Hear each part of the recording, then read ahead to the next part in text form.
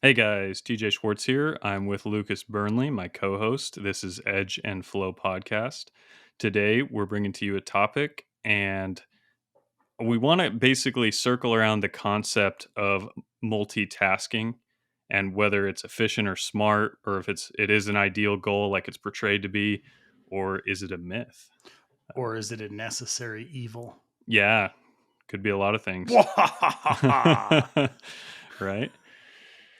I'd say my first inclination is to say that I have seen like more conversations about multitasking in the greater space of like self improvement recently, at least in recent years. It seems like I heard somewhere that people talked about it being less humanly possible than previously thought, and that when some people say they're multitasking, they're really single tasking but changing between them really fast. Yeah, And that's what I think the primary argument is at this point, and I think that's where, as a maker, there's room for it.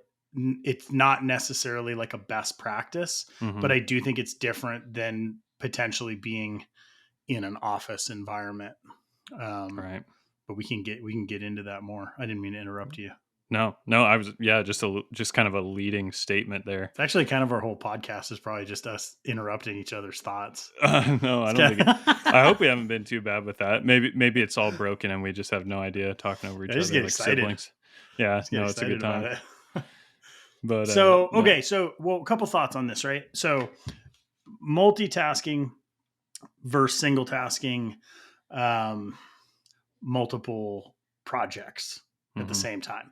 The first thing that comes to mind, like as you're doing CNC stuff right now, is multitasking in our way would be running the CNC machine while you're doing finishing work by hand. hmm I would make the argument that that is kind of an optimized usage of time, and it's not coming at like a high cognitive cost. hmm yeah, But you're because you're essentially you're using your resources to set up the project, in this case the CNC. That is then running autonomously.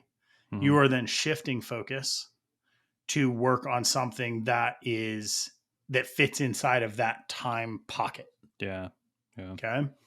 Yeah, in the past, I've had a hard time even because CNC is, described as automation. But I've had times in the past where I thought I was going to be productive beside the machine doing other things, and it didn't work out. And what I started to learn was like, what are the things that are taking up my bandwidth when it comes to the CNC? And one of the recent developments I came up with specific to CNC was when I lay out all my parts that I'm machining, if they're the same part and I'm doing consecutive, a sequence of the same part, if I can establish like where I am at the point of diminishing returns for tool life, like let's say, yeah, I could squeeze 15 parts out with this ball end mill, but after like 11, 12, I got to be watching it and paying attention Mm-hmm. and listening. Then what I'll do is I'll just say, well, 10's enough. And then what I'll do is I'll make sure I have enough tools and I'll line all the parts up on the bench and I'll set one of those ball end mills, if that's what it is, on every 10th part so that I can forget about it and then like I said earlier like eliminate the actual need to intend to multitask, and that way when you come back and you pick up the part for the next part and it's got a tool on it, it's like, oh, I need to change the tool. That way I wasn't trying to listen to the machine or like think about the finish or anything Right. like You're that. you're reducing you're reducing the amount of information that you have to continue processing. You're creating a Right, fail safe, right, right? yeah, Um, totally unrelated in that it was all hand. So I just finished a run of sterling silver SiPop beads, hmm and they're square. Basically, in the polishing process, there's four faces, six total, so four sides, two top and bottom. Um, each one of those faces requires four steps to polish. Um, Actually, five. So five steps to polish. When you're working through 100 pieces, it's really easy to like accidentally like forget where you are in a part, right? hmm So yeah, what you end up doing is you end up doing more work because you're not sure that you've done a surface. And this is like, buffing compounds building up. So it's a very similar way of what you're doing. in that I create a count.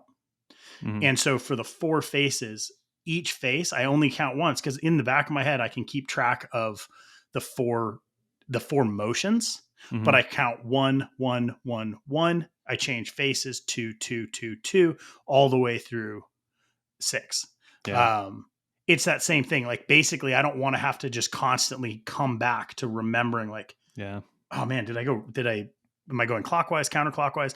So I think there's a lot of things that we do inside of a decision making kind of sphere that we create processes around so that we don't actually have to actively attend to them, Yeah. which creates space for another individual task, Yeah. And right? it's amazing how when I learn more about computers and programming and stuff, it's amazing how applying what you know about computers and programming and CNC to your own brain is useful. Like the algorithm way of approaching tasks, you know what I mean? Mm-hmm. Because it's amazing how our brain it's like obviously it's an organism. It's not exactly a computer, but it has some of the same fundamental principles in that like if it's gonna do a task repetitively well, but if you have a couple of like confusion points that it'll stick and like get in circular loops, and like if you have it set up and it's like kind of like if you're writing code, if you write clean code with no circular loops, like it'll run well. Mm-hmm. But your brain in the wrong environment can like do similar things. It's kind of interesting Yeah, it's because we get pop-ups. You know what I yeah, mean? and you're getting constant pop-ups, right? Yeah. And over the course of a day, there's kind of two things that tie into multitasking for me, and this has been for years and years and years. Um, there's multitasking on a day-to-day level, and then there's like multitasking over the course of a year or a career as it relates to the way that you're operating your business. So over the course of a career, I think it's definitely, you're breaking it down into individual tasks, Hmm. but there's no way that you're not complicating your day-to-day system by increasing the amount of tasks that you're having to attend to on a daily, weekly, monthly, yearly basis. Right. The question there is if there is overall more value in that workflow and that method than being very focused inside of one type of work or Hmm. process, Hmm. you know? Yeah.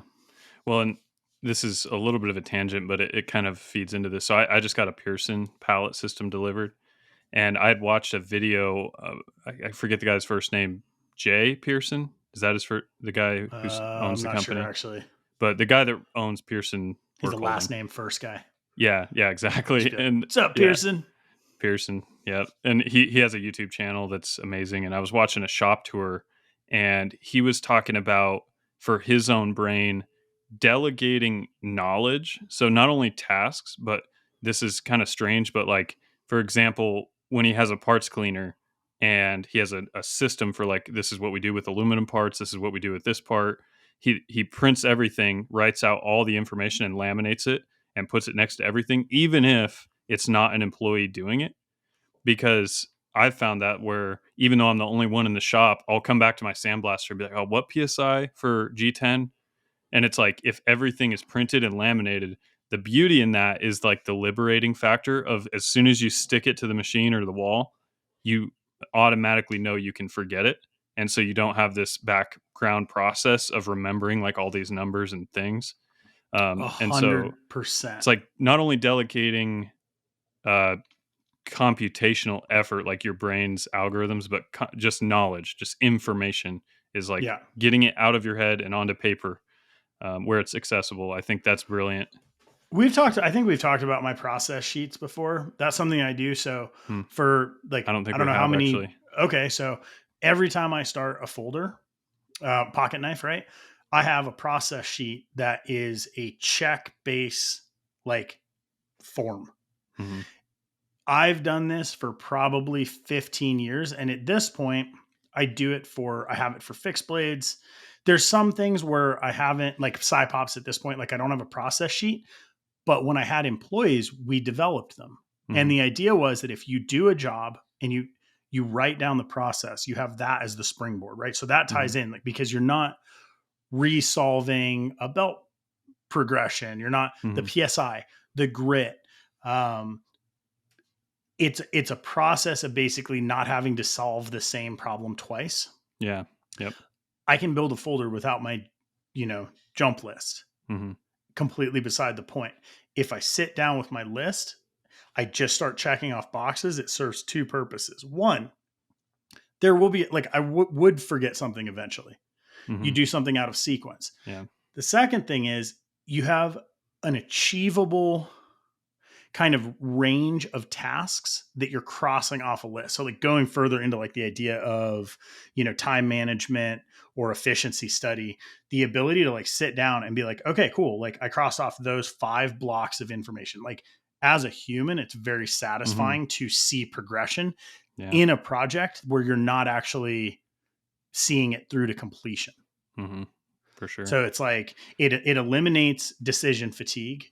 It eliminates mistakes based on some type of, you know um, like, oversight, Mhm. and it becomes a teachable process, because the way that I look at it as a best practice is anything I do, I should be able to teach in that I think that gives it the overall, it makes it more efficient. Yeah, Right. and more For robust. myself too. Like, I have to be, there's accountability to the job, because I'd have to be able to explain that job to someone else. Mhm. And Right. then sometimes in doing that, I'd imagine when you're creating, I mean, some people would call it a, what is it? What's the engineering term? You called it a process sheet? Is that what Yeah. you Like a called it? process sheet, jump sheet, Yeah.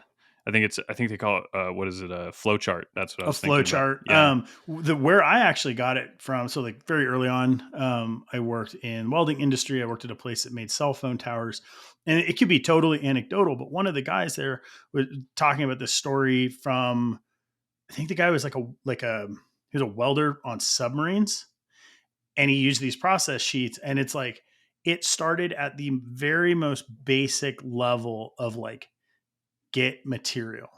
Mhm. Well, what's the material? Okay, get rod, get, and I loved it so much, because I was like, yeah, absolutely. Like, as soon as you start working, you're in motion, like, you're completing.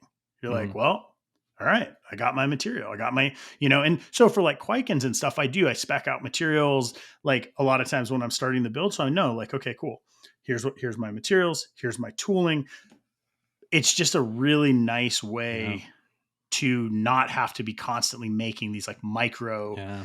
decisions. Like, and as you, or I think this, I think, let me, like, take a step back.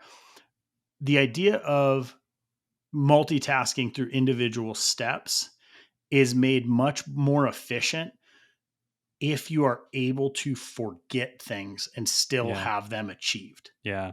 For sure.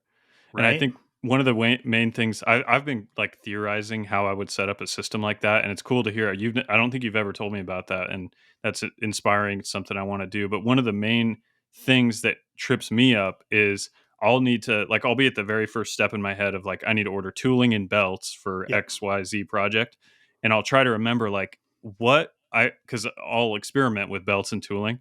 And then maybe a few months later, I'll circle back to that and be like, which one was it that I actually liked? I Right. can't remember. You know what I mean? Like, I ordered a couple different 320 grit belts. I can't Yep. remember which one was the best one. And so you get into that system where you're resolving problems by, like, looking back into your memories.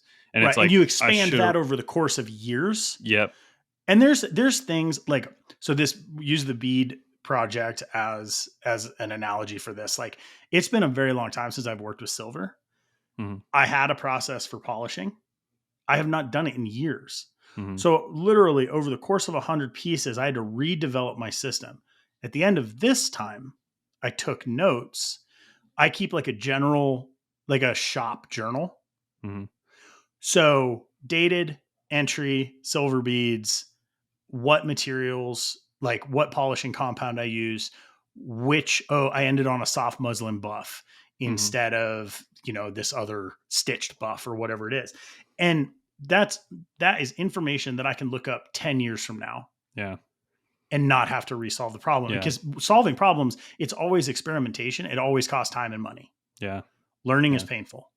Yeah. No Like kidding. there's Yeah. no way around it. It's something I've been thinking about a lot because I'm going through as I'm expanding my shop. It's a problem that's growing, Mm-hmm. and so it's like I said, it keeps biting me when I go to order things, and it keeps biting me when I go to set the PSI. Like I keep having to think twice, or maybe make the same mistake twice, to Right. remind myself.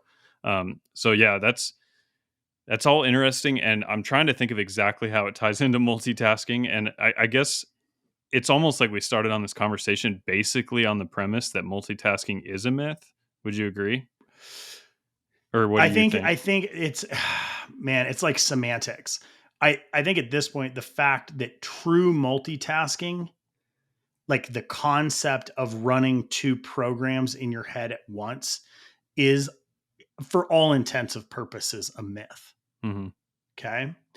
Past that, we're you're rapidly changing between jobs in your head. mhm, I think there are efficient ways and inefficient ways to do it. And I actually don't think that this concept is getting very far off track, because I look at this as process for effective multitasking. So mhm. let me like Yeah, do this one, right? So um I use a really analog approach to things that have the risk of affecting my focus.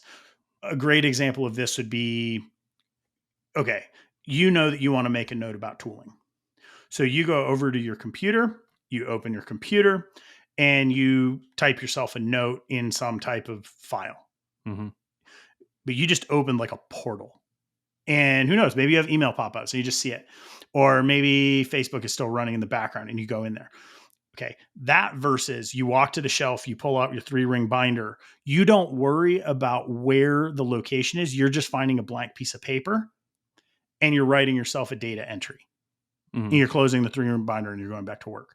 mhm. There's no like major draw on your cognition, but you just created something that will save you time in the future, Yeah, yeah. right? It's discoverable. It's It's discoverable discoverable. Yeah, information. it's discoverable, teachable information. And then you go and you look in that book later, and you maybe you need to reorganize some of the information, Mhm, or maybe then that becomes data entry because you want to have it, you know, digital. mhm. That's Yeah, a separate job. that's Certain interesting. job types, I think, are, as a maker, are more more taskable, multitaskable than Mhm. others. You listen to audiobooks, right? And podcasts while you're working. All the time. There's jobs you can't do while you're actually Oh, processing that 100%. For information, sure. right? Yeah. Mhm. There Yeah. are jobs where you can listen to music probably, but it's just in the background Mhm, because you're not actually anything with numbers, text. So I can do like basic CAD design and have a movie on in the background, but it's just background noise. mhm.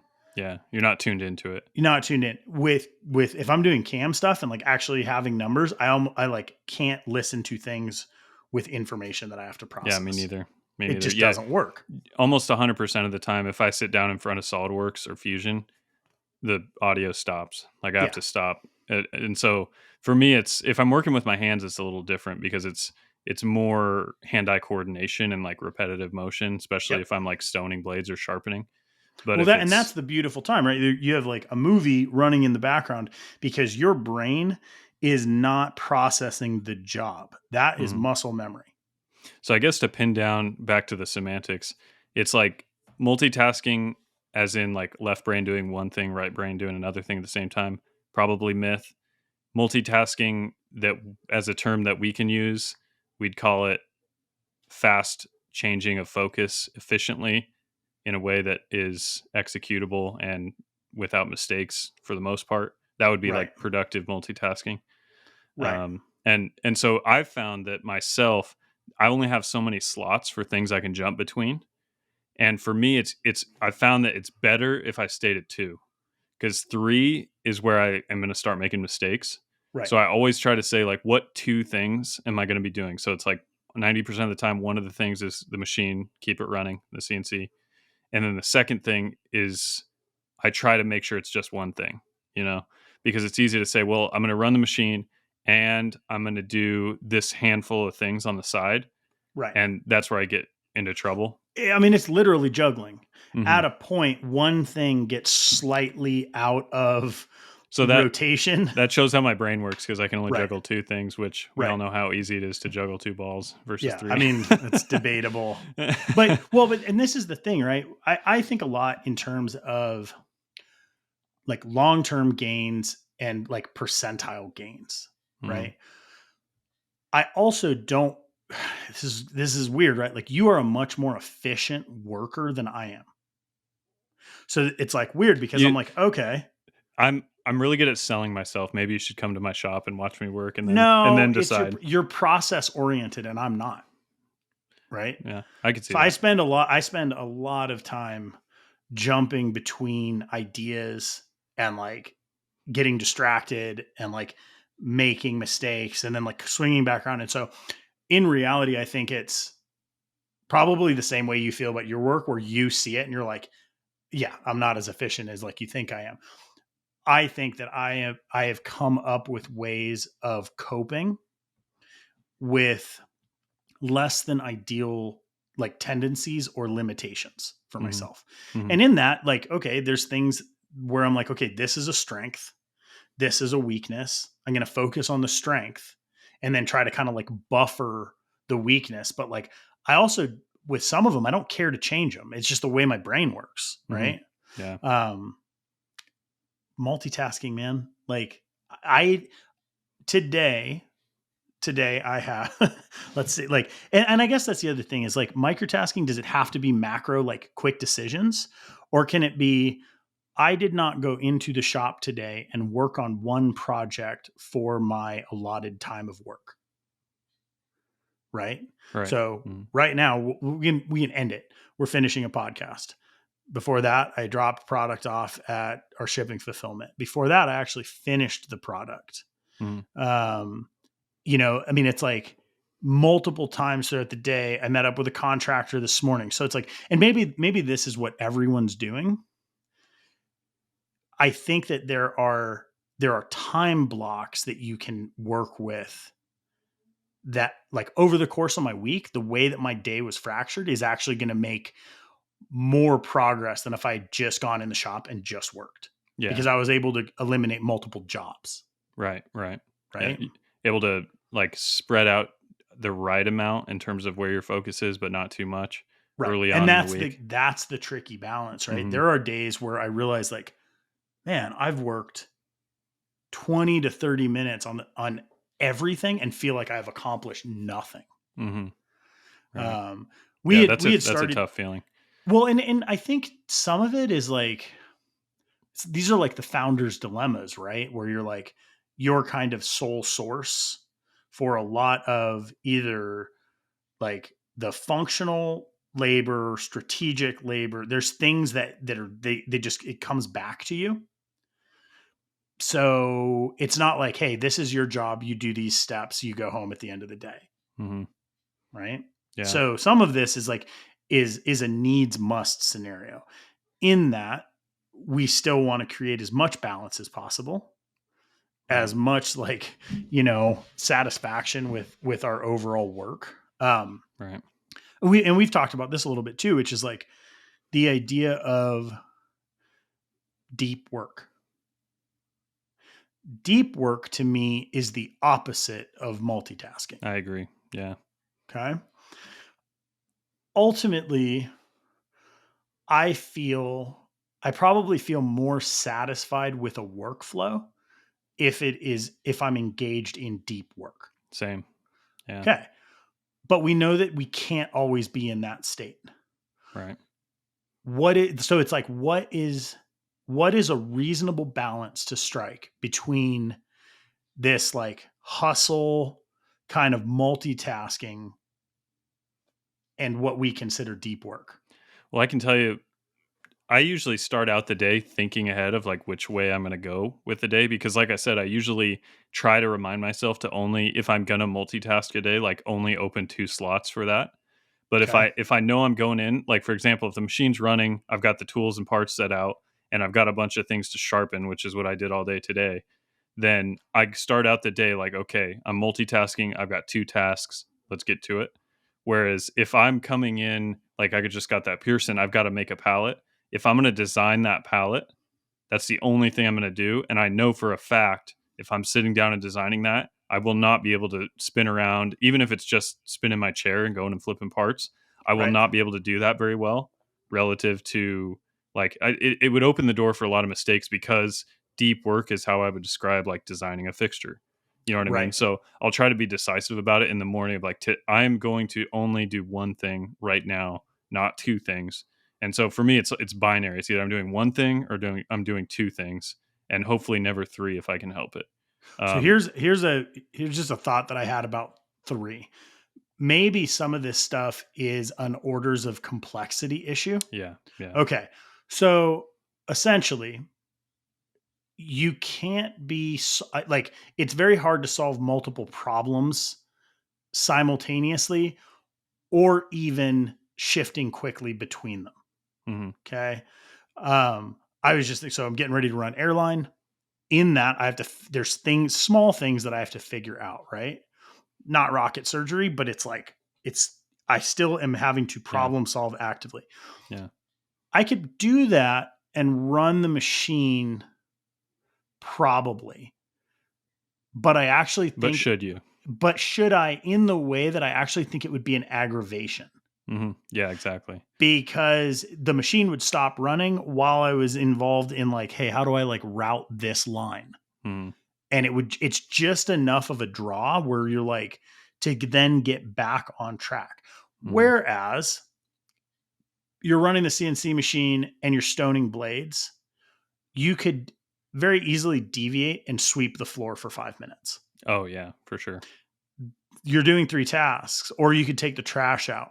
There's Mhm, there's levels, and over a day, the efficiency of having like, cool, I took a 5 minute break, which actually freed up my like, cognition mhm, a little bit. I wasn't like processing. mhm. And at the end of the day, you've swept the shop. I think my solution for that conversation is still to keep it always at 2 items, like, almost as a law, but what I'll do is, like, today, like, I had a bunch of knives to sharpen this week, and today I was like, "I'm gonna get them all done for sure, that's gonna be my 2nd task," but what I did is, I know my belt, like, my 400 grit belt, I only wanna do 12 knives on the finish before I'm worried about heat in the edge, Okay. and that's the 2nd of a 2 grit progression, and so I have all the knives laid out on my main bench, but I have another bench by the sharpener. I'd put 12 knives on that bench. I would put a brand new belt on and I would sharpen all those knives and then at the same time keep the CNC running as the 2nd task. Right. But then there's still 30 more knives sitting over there. But then if I want to stop and make that 2nd task, sweeping the floor, making lunch, doing something else, I can do that. But then once I put 12 knives back over there and get started, that's all I'm doing. So it's Right. like that 2nd task, if I make it almost like incremental bite size, like this is a 1 hour commitment, another 1 hour commitment, another 1 hour commitment. And so I can change it, but it's always 2. You know what I mean? It's I always 2 like that. I've things. never I've never broken it down in that way for myself. I guess in general, there's probably if the CNC machine was running and we're using that as like the example of multitasking, Mhm, yeah, I'm probably adding like I just have one other job that I'm kind of actively doing. Either I'm mhm, prepping coupons for the next one, or I'm like cutting parts out, or you know, like reaming or doing something that is related to it. Where mhm, um, there's a third level, I guess, if we look at this. So kind of we have the idea of like orders of complexity. Time is also another issue. So for instance, say you are heat treating in house and you're going to have a 2 hour heat treat cycle. mhm, If the other jobs fit inside of that, well, it's like, okay, so you turn on your heat treat oven, you have 2 hour block of time. In that time, you can machine, guaranteed you can also stone blades. Oh yeah, for sure. So, but they're time complementary tasks. Yeah, yeah. Yeah, if it's something that's like a true set it and forget it thing, because my example for that, I don't have a heat treat in house, but my example for that would be the tumbler. I was just And thinking, same and it's thing. like I've got a timer on my tumbler. Yep. And one of the things before I put a timer on the tumbler, what I would do is I knew I was going to tumble each set for 1 hour, and so I would go over, I would make sure the parts were blasted for the next set. That set would go in, and I would let's say I was in the shop at like 7:45, and I would look at the clock, and I'm like, okay, 7:45. I would wait till 8 on the money to start it. Yep. That way, for the rest of the day, every single change was on the hour, Yeah. and it was another way of like offloading like the mental struggle. And so Yeah. You don't have to remember it. even with a timer, if you just always hit that go button on the hour, then if you're like, oh, I got to go run out and get the mail out of the mailbox, you can look down and be like, I got 7 minutes, I'm good. You know what I mean? And it removes that math of your head of like, okay, it was 8:47. That's eight, like trying to do calculations of like where you're at on different cycles and whatnot. Right. And then as soon as it gets destabilized, it's like, well, it went 10 minutes long, and then the next knife you go to pull out and you're like, oh, the last one went 10 minutes long, so that means this one's been in there this long, and you Yeah. start like thinking, and that's where those third items could come up to get you. But with tumbling, with that process in mind, I've been able to get it to where, yeah, I guess that would break the law of two for me, but I don't think it breaks the law because you weren't thinking about that because it's a yeah, passive process. yeah, yeah. So I think that if you're looking at this, say you were going to create a workflow sheet Mm, for multitasking in your shop. You had an employee who is going to multitask. And you're like, here's what I expect. You realize that actually throwing too many balls up is going to create more problems than it's worth. mhm, But you also realize that for the time they're there, they have enough hit points to be able to manage the tumbler on a timer, swapping parts in the CNC, and stoning blades. mhm, So you have an active, which is analog, right? It's hand mhm, controlled. mhm. You're doing it. Yeah. Okay. The CNC is passive, but with semi-frequent interaction. Right. Okay. That's okay because the job that you're doing can be picked up and put down at any time. Mhm, And the tumbler, the only requirement for that one is that you need to have it on some type of time system. mhm. Like you're going to get a beep. So here's the fourth, right? So I just want to blow big old holes in your multitasking. Okay. Yeah. While you're doing that, you're also listening to a podcast on personal finance Or on listening to or Edge and Flow podcast. No. or Edge and Flow podcast. But like For all nice you product. listeners out there, Yeah, nice product plug there. little But pitch. like you can be improving a skill set or increasing your knowledge base actively while doing three other tasks. So the Mhm. question is that multitasking? I think the closest thing you could describe to multitasking would be listening to audio content while, say, stoning a blade. But it's almost like motor function, because with stoning, it does come down to like a motor function thing where it's like Totally. it's off of your actual computational part of your brain. Right. It's like rowing a boat, and you're like sitting there talking to somebody. It's like you're not thinking about rowing the boat. You know what I mean? Right. Like your arms are just doing it. So that if it's truly like a simple motor function task, that also adds a little bit Well, of a different and simple dynamic. simple to you. Yeah, If it was your first day at a bench and you got a big old pile of stones there and you don't even know what yeah, scratches to look for and TJ just told you like make sure all your scratches are going in the same way and like you nodded your head but you didn't understand what he meant, yeah, you're not going to get the podcast, yeah, yeah, yeah, right? You could be doing it and you could be listening to language. yeah. Like you could be doing language learning and your brain would be able to process So I guess maybe multitasking isn't a myth if one of the things is motor function only and one of the things is like intellectual only. Well, and this is why I've made the distinction between like what we do and working in an office environment. So, Mhm. office environment multitasking might look like what you are checking your email while trying to write some type of, I don't know, document or proposal, Mhm. or answer, like talking on the phone while you're trying to type an email. That Mhm. seems like a very obvious case of multitasking that would be almost impossible. Mhm. That is us doing CAD while listening and processing information. Yeah. Well, and the other thing is like social interaction Yeah. requires you to have some sort of output, some sort of Right. like feedback. Right. Whereas audio content, like if you're listening to a podcast, you can absorb and you don't have to calculate what your response is at the same time. So it's Right. almost like talking on the phone is multitasking it itself because you're listening to someone talk and processing their information and Yeah. running a secondary process of putting together words to say back. Yeah. And so that's why talking on the phone is very hard to do most things, but you can talk on the phone and drive. Maybe you shouldn't, but you technically can Shouldn't people do because it? you could argue that driving is pure motor function. You know what I mean? Once And you are good at I it. would make the argument. So this is from my own experience. I've spent a significant amount of time talking on the phone. I would say like to Tom Crine over the years, Yeah. like while I'm working and he's working and we've got headsets in, and I have enough time logged that I can say that there is an efficiency decline Mhm. because you're involved in a conversation. So even if it's just like occasionally getting wrapped up into the conversation and stopping what you're doing, the focus is broken. Mhm.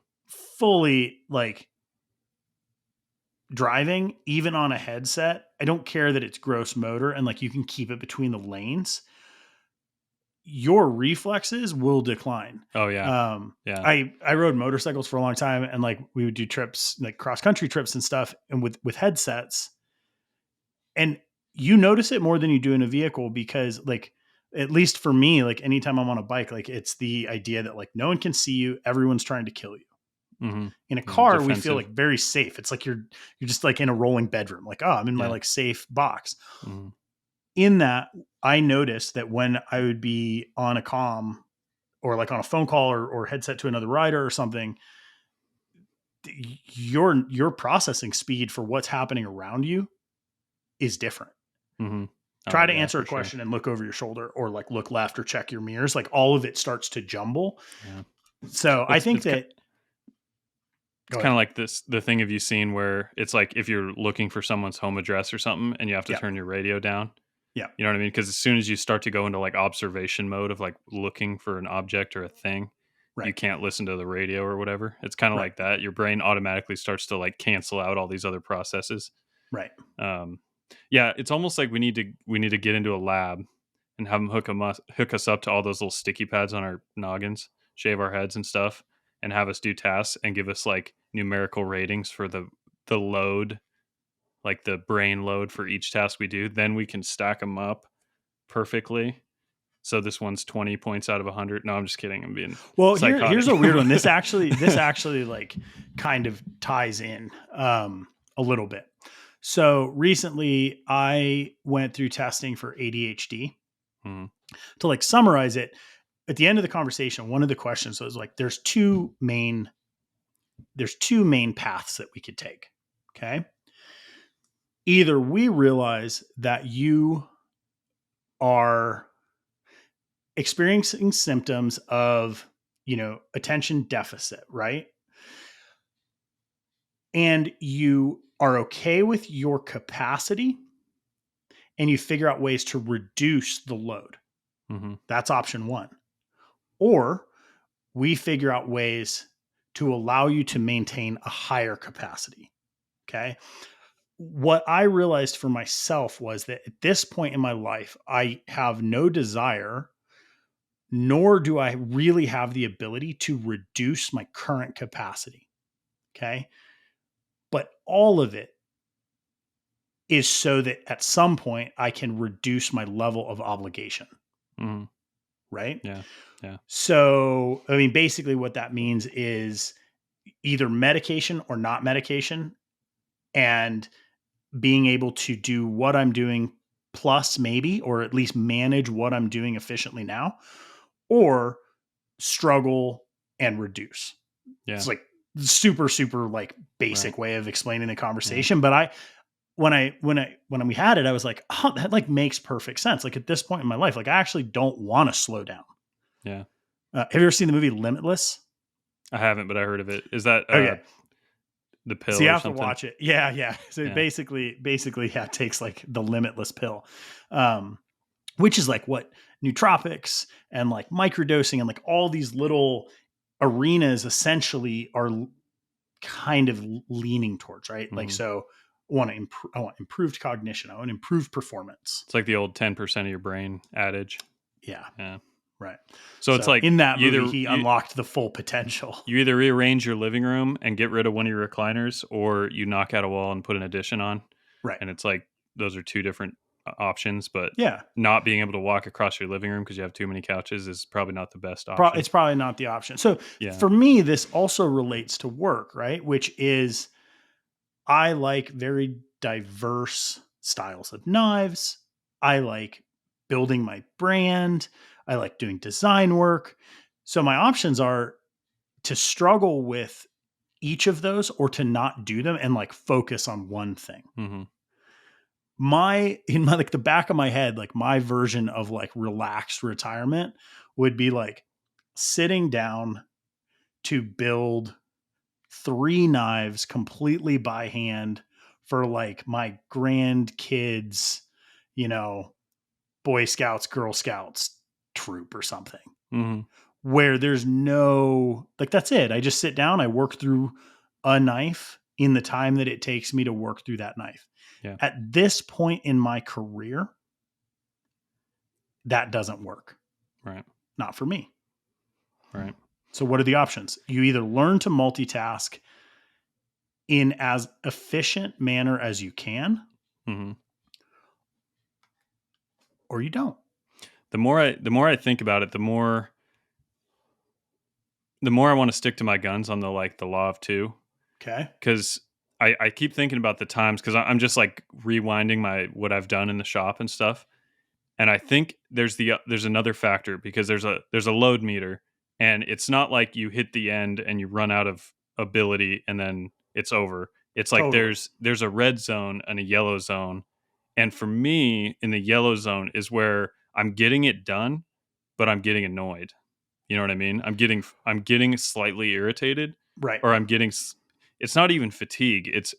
Annoyance is probably the best word I have for it, You're because it's itchy. like, yeah, itchy. Like you're doing two things, and let's say you're looking at the clock, and that 1 hour, let's say it's 10 o'clock, you got to flip a part, and the spindle stops. Yeah. Yeah, you can just turn the tumbler off, change the part, then go to the spindle, but you got to wash your hands, then go to the spindle, and pretty soon hearing the spindle stop when you're in the middle of something in that yellow zone makes me like a little bit angry, almost like it almost is like when someone bops you on the top of your cuss button or something. Like it's just Mhm. a little bit of a jolt of like, gosh dang it, like I timed it wrong.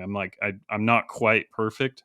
And it's like, I think when I'm at two, I'm not when I'm at two tasks, I'm not where I could be, but I Right. know I'm not in the yellow zone. And Right. when the spindle stops, I don't feel aggravated. And so at the end of the day, I don't have this like almost nervous tick going on of like, oh, spindle, like hopping from thing to thing. So it's almost like a self-preservation thing as much as it is a productivity thing.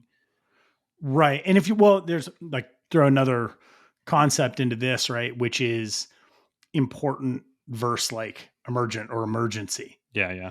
The machine beeping is actually not urgent. Right. It's important that you change the part. Hmm. In no way does it matter if you change the part within the next 5 to 10 minutes. Right. There is not a foreman who's going to come tell you, TJ, why have you not changed this The part? spreadsheet that your machine output to my computer Yeah. says that you did this, You're, where are you? Yeah.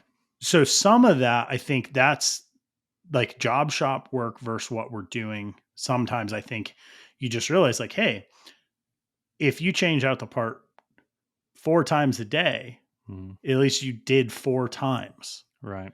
Is that Although better than if you didn't do it at all? The only thing is I'm building a business model that does, because the machine is so imperative to what the I way I'm know. doing it. The spindle stopping for me does matter because I know for a fact, like for example, I added it up. There's a knives that are on my bench.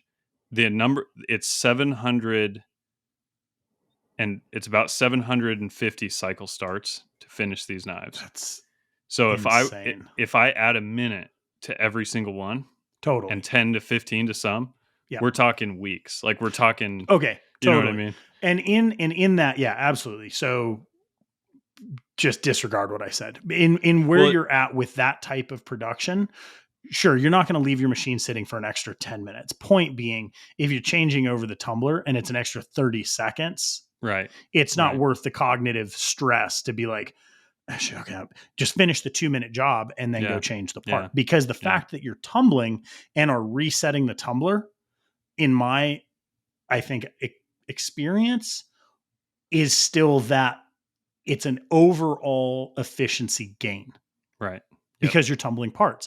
And yep, once you waste that 2 or 5 minutes, you then have another 30-minute cycle where that's being efficient, right, right, right?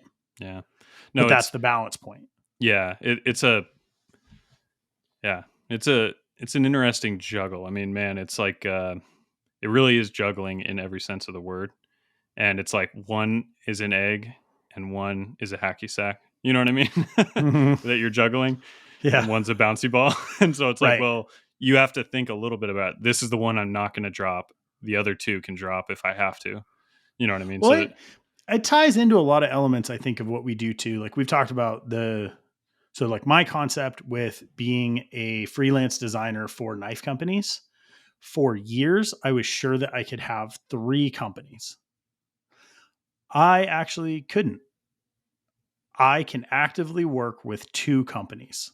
hmm It it allows me to focus in a way, create designs that are not like overly similar, and have interaction and relationships with those companies. hmm Adding in the 3rd company, I never felt like I could give them the time or like devotion that it really would hmm require to like foster that relationship and like yeah, help build the brand, yeah, yeah, right? It's multitasking, hmm because the other option is just to work with one company.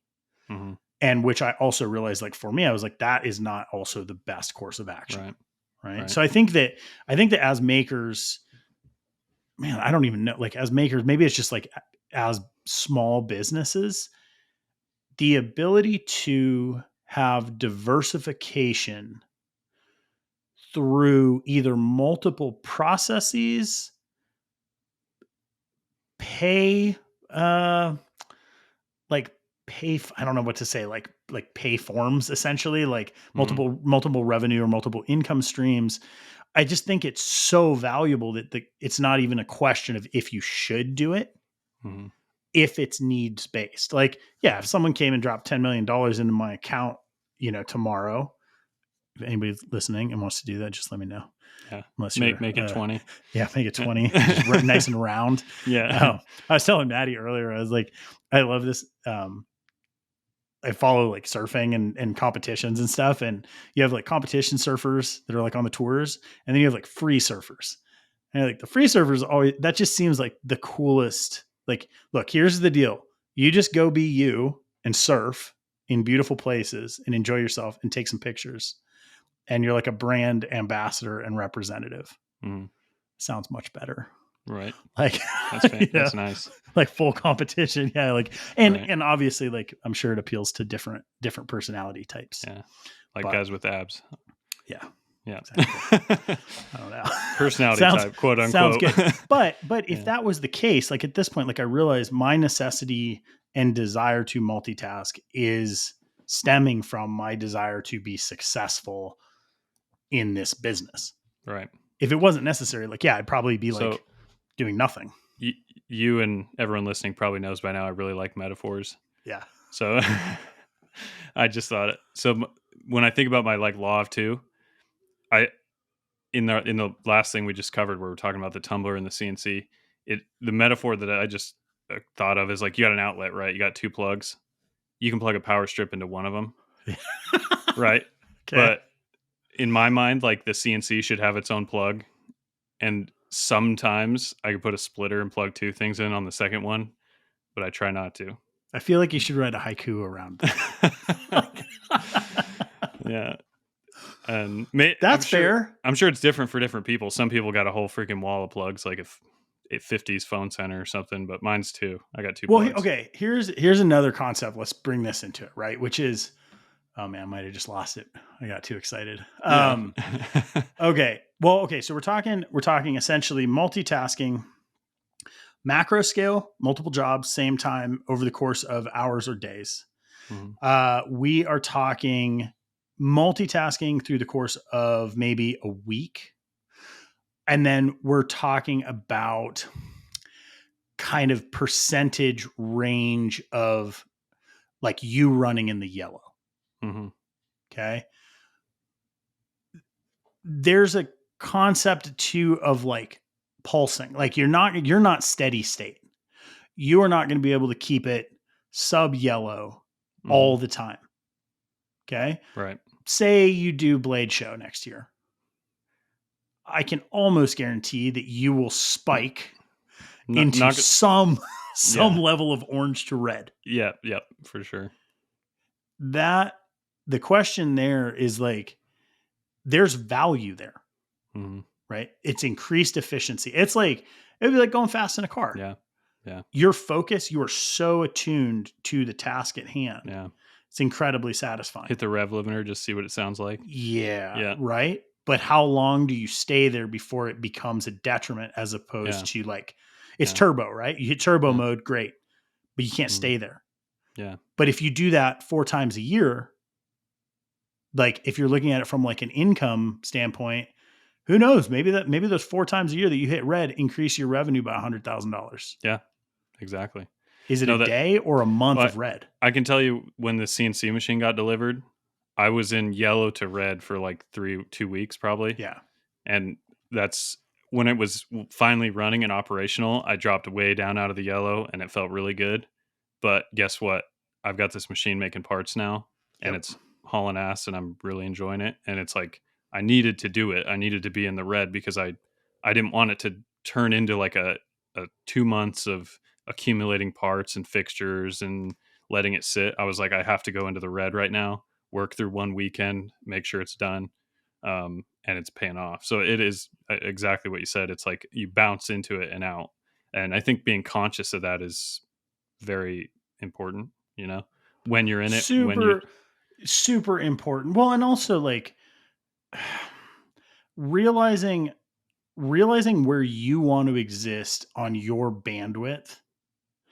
So if I look at like for me pre-marriage and kids, like I think I probably ran in like I think I was like 85 to 90% of like my personal capacity mhm, for a good portion of my life. I think I right. was actually way more stressed out than I needed to be and pushing way harder than I needed to be. But I didn't have these other time constraints or things being thrown into my field of vision that I would Mm, have to attend to. yeah. At this point, I don't know. I can't actually figure out like where I'm at. I feel like it's still like a little bit high. Where would I like to be? I would like to be efficient, creative, and profitable at like 30%, Right. because that means I have bandwidth to fully pulse. Hmm. But like day to day, you're just in like this sweet spot of like Hmm. the work is satisfying. There's time, like flexibility, And I think a lot of these concepts are tied up in like the hustle almost. Like Hmm. this is what I always talk about, the game of knife. Hmm. Like this is what makes it fun, right? Is these little efficiencies where you're like, okay, cool. If I push hard now, it's going to pay off in this way Hmm. in a year. Yeah. It's worth the push now. Yeah. As your career progresses, there's things where you realize you're like, oh, juice ain't worth the squeeze, Yeah. Well, you and there's know? also there's seasons, I think, in my life and probably many people's lives, but there also is, like, if you're at the right level, there's the operational level that you described at 30%, where you really can open your horizons, like with hobbies and like family, and do a lot of things. Right. And there's also probably the area you were describing before, where it's like that little tiny sting on the edge of the top end of that meter, where you're not like dying, but you're feeling Right. it. There's Yeah. like an addiction property to that too. Yeah. You know what I mean? And so there's seasons where it's like maybe you're not totally in the red, but like you're enjoying a little bit of adrenaline from like pushing it hard. And just like that's kind of where I'm at. And I have, two young kids, so it's a balance. So I'm like going in and out on that level, on a weekly basis. But if I lay down 5 full, days a week and I feel like I was kind of in the yellow, I Yeah. actually feel better about the week than if I was too low. If it Right. was, and so that's where I'm at right now. Maybe not always, but I Right. think there's a lot of different seasons in life to do different things with that. Fully. I always like, that's like something I try to remember for myself is like the concept of everything in its season. Yeah. And season like obviously takes on like a longer term kind of connotation, but it's that balance point, right? Like if all of a sudden your business is doing so well that you're working, let's say 6 days a week and you're working like 11 or 12 hours a day, and man, the money is really coming in good, but you're not spending time with your kids or like you're missing a vacation, like that's where, if you exist in there for a long time, like you're going to feel it. Hmm. And the money that you're Yeah. making is probably not going to, for you, justify the No. output of Yeah. time. Right. For sure. So, and I think that is where some of these concepts around like multitasking come from. Right. Hmm. Because if you work towards one layer of efficiency creates movement and growth. If you have one layer, that thing just continues to become more and more and more. Hmm. Not to say that you couldn't like backspin that and say, well, okay, I'm really efficient at this product I make, and I only have to make the product for 3 days a week to pay all of my bills. Hmm. But it's hard. I feel like it's hard to do that. Right. Right. Right. And So you yeah. create these little shifts where you're like, oh, I'm working on this too. And like, this is satisfying in this way. It maybe it does from a purely, man, I don't actually know. Like, what would the metric be that if there was an efficiency loss, where is the efficiency loss? Maybe it's on like some skill level or mastery level of a certain like process or like element of a job, Hmm. right? Yeah. Like if I was just to say, okay, I'm going to focus all of my time, all of it on becoming a hand engraver, I'm going to become probably a far better engraver than if I'm engraving a little bit here and there. Yeah. The question is it more valuable for me to become an engraver or to have those other elements? Yeah. Right. I saw somewhere on Instagram or something that's something I really liked, because everyone's heard the like jack of all trades, master of none Right. lingo. Well, I heard it extended, and I don't know if it was the original full phrase, but it's like jack of all trades, master of none, still better than a master of one.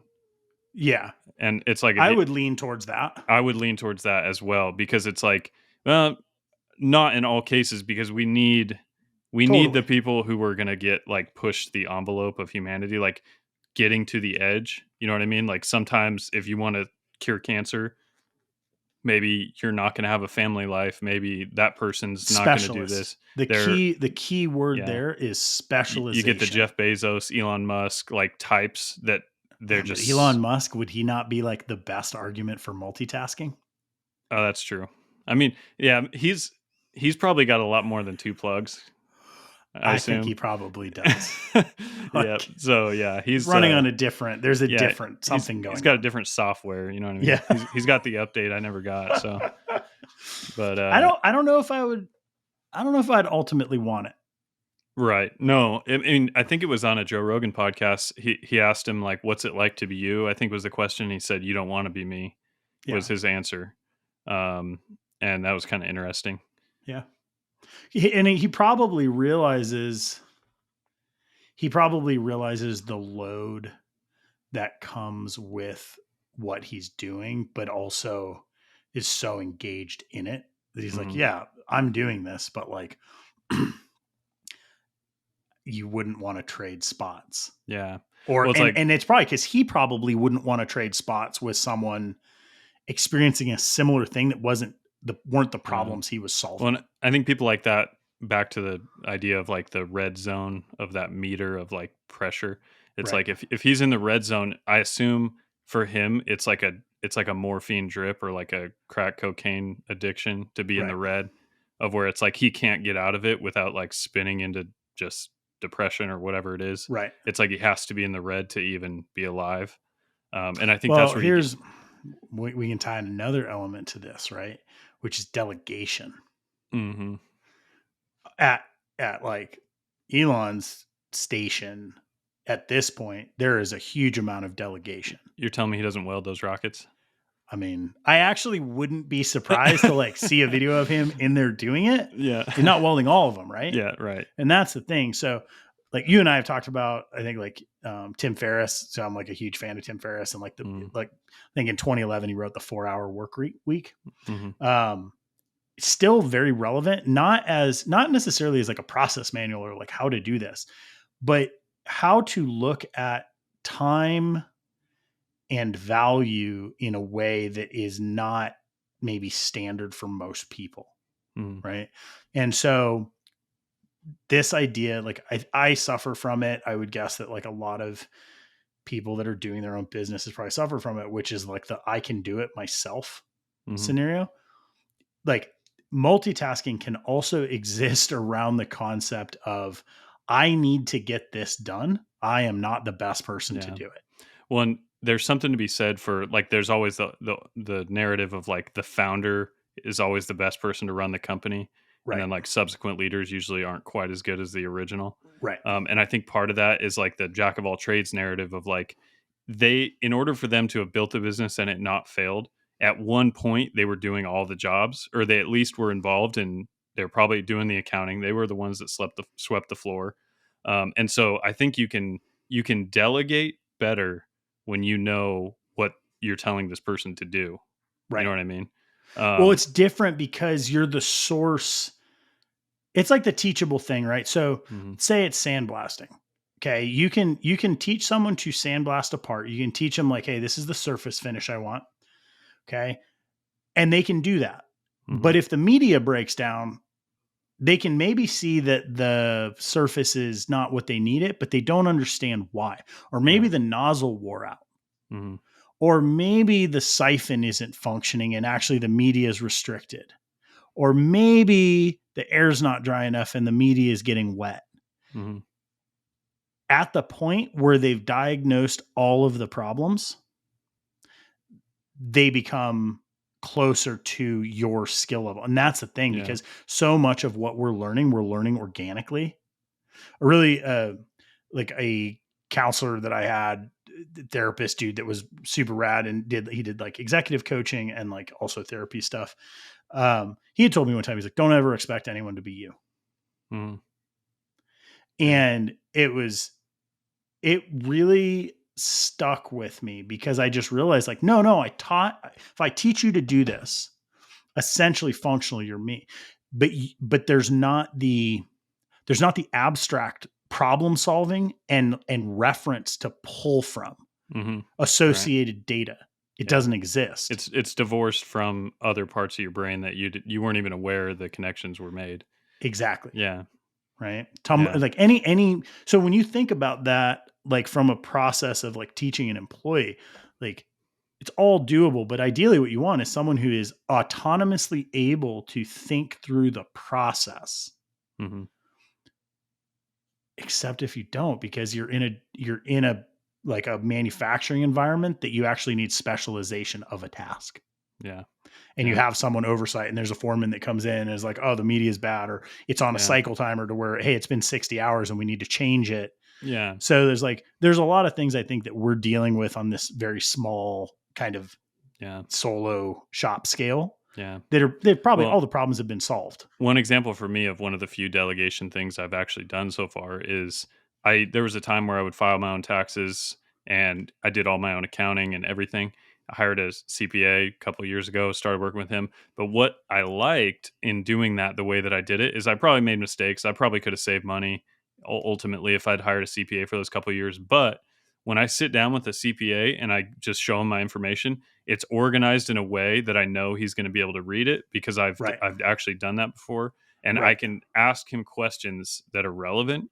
Right. And I think I was never even proficient. I was a Right. novice, Right. but I think I think there's something to be said for actually doing everything that you're going to ask someone to do. It's cool to have at least tried it yourself. Right. And I think that's where you can be a good leader if that's how you're going to set your business up is with delegation. Is if you've been there, done that at least to a small degree, and you may be hiring a specialist that's leagues above you in skill, but to at least know the format, the language, the foundation of different tasks, I think is valuable. Oh man, like priceless. I worked in like a dive bar for like 10 years, and a really good friend of mine was the manager. Hmm. And I remember he would always scrub the toilets. And this is a college dive bar. Like this is not like Yeah, a job and the where the walls. manager would, yeah, this is like Yeah, gnarly, yeah, right? And it was just never a question. And it was a task that he knew that he could do that was simple, right? A simple task, but that anyone that saw him doing it understood that it was a crummy job. hmm, It actually creates a lot of loyalty. Like in yeah, that environment, yeah, you're just like, man, like taking one for the team, yeah. not You're making not security delegating it. doing it, not making the bar back do it. Yeah, and It's just it gives people an impression that he's not asking things of you because he wants to have the easy life. He's exactly asking things of you because he literally doesn't have the time, which isn't right. necessarily the same thing. Right. And so it's like if the first thing you delegate in your shop is the three things that are the least fun, Right. it may be the smartest move in some ways for your own well-being, but at the other hand, it can create like a toxicity of Right. like, wow, I get the shitty jobs. You know what I Yeah. mean? So that's Yeah. brilliant. I've never really thought I thought about it was that. really good. And I mean, it's just a Yeah. good because of so many of the things that we would outsource, like for the most part. So for me too, the first person I ever hired was an accountant because I Mhm. realized like that accountant at $90 an hour at that time was way more efficient than me at whatever I Yeah. made trying to hack my way through my Yeah. taxes Yep. and Spe- never spe- looked back, yeah, for sure. No, you know? it's that's like almost the first one to hire. I Yeah. mean, there's few things that should come earlier than that, really. Second hire was office Hmm. because at that point I was having a really hard time responding to emails.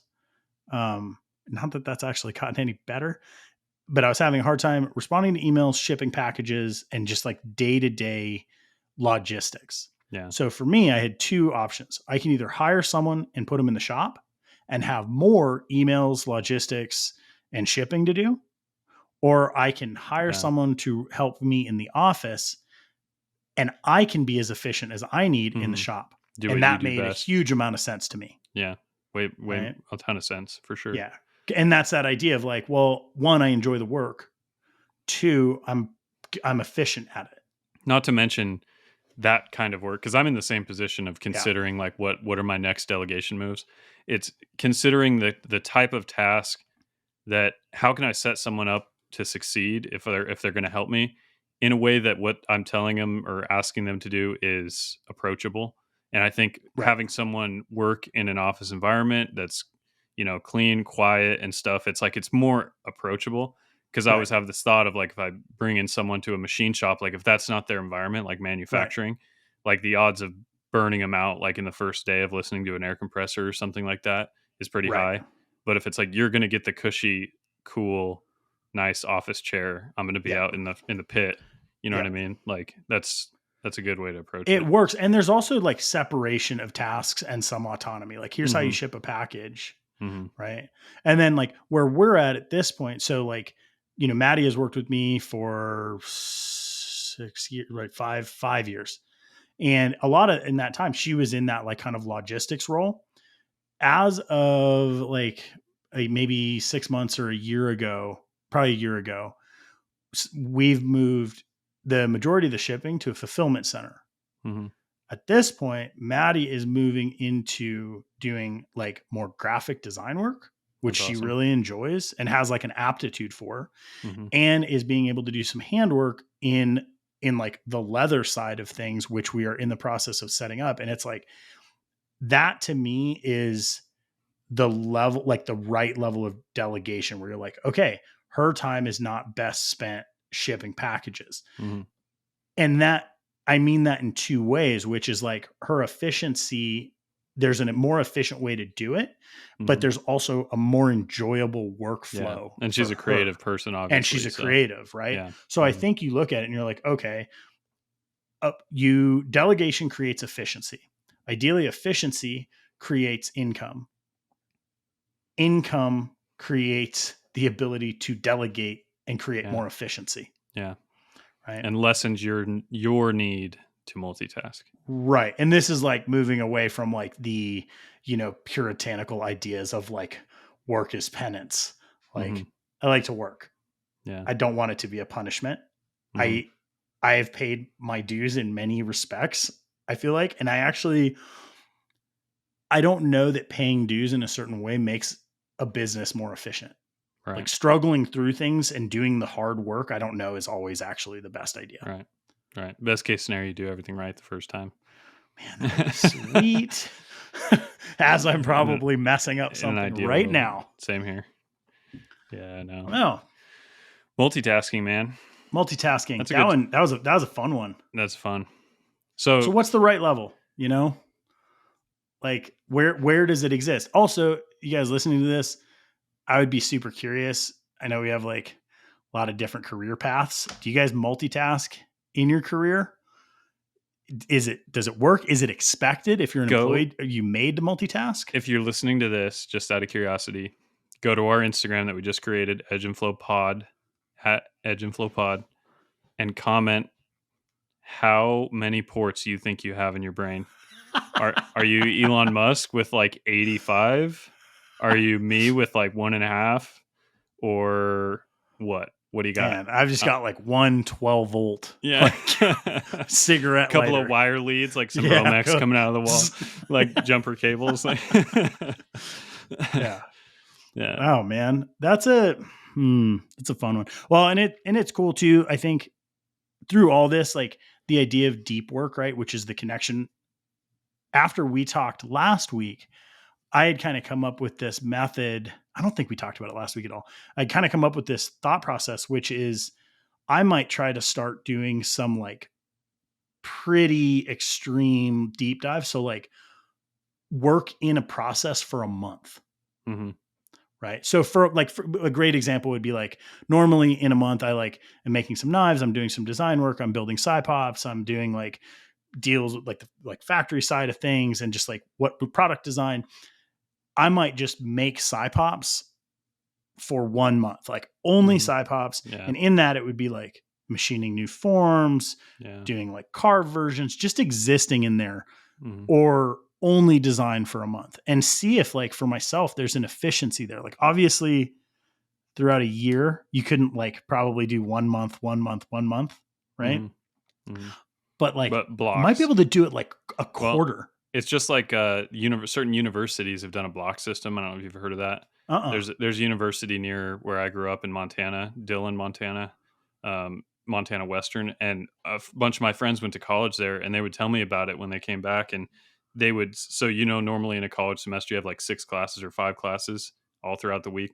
They Mm-hmm. did what's called a block system, where one class you'd sign up for all your classes for the semester. You'd only do one class for like 5 weeks and finish it, and then start another one, and then another one, and another one, and then you'd finish the semester and you finished like 5 classes, but they never overlapped. They were blocks. And so they call it the block system for education. Was there any, did it work? Is there like I think research so. on it?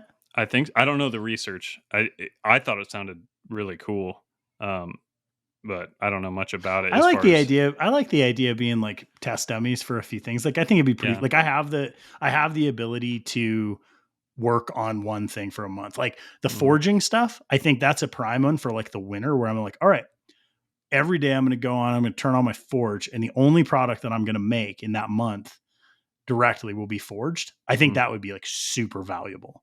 yeah, Rotate no, back 2 months of like normal business work yeah, and then another deep dive. yeah. Man, it's exciting. I don't know if I can do it, but I might have to try Well that. well, we'll have to have another podcast and, a recap a recap. Setting myself up. All right, guys, if you would leave us a review, I don't know, make a recommendation to a friend trying to get some traction on this thing. We're having a lot of fun, and we appreciate Yeah. any feedback Thank you you guys can for the give us. shout outs so far too. There's a couple people that have kinda touched base with me and you too as well, I'm sure, and Yeah, same. It's been it's really cool. good. It's really cool. It's fun to Oh. and I'd love to chat with you if you send me a message, like, if you have any questions about things we talked about or input, let me know. Yep. Topics you Yeah, guys want to hear about or want us to ramble ramble on yeah, and like try to answer questions right, for ourselves about? right. We're in. Cool, guys. Appreciate it. All right. We're out. See you guys next time.